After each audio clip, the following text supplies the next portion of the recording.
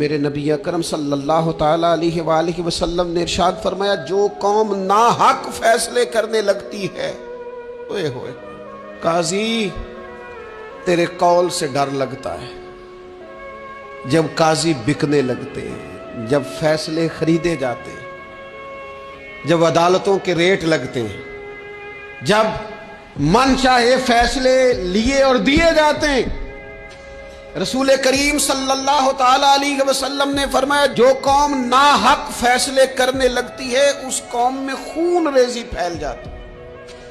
جب مجرم کو سزا نہیں ملتی تو پھر میں نے دیکھا ہے کئی دفعہ وہ لوگ جو بڑے اچھے طریقے سے کہ میں دروازہ کھٹکھٹاؤں گا عدالت کا، لیکن جب وہاں سے انصاف نہ ملا تو پھر قلم اٹھانے والے ہاتھوں میں بندوق آئی، پھر محبت بانٹنے والوں نے نفرتوں کے جملے بولے، پھر لوگوں نے کہا حق مل نہیں رہا تو اب چھینیں گے۔ اللہ کے محبوب علیہ السلام نے پہلے سے ہمیں آگاہ کیا۔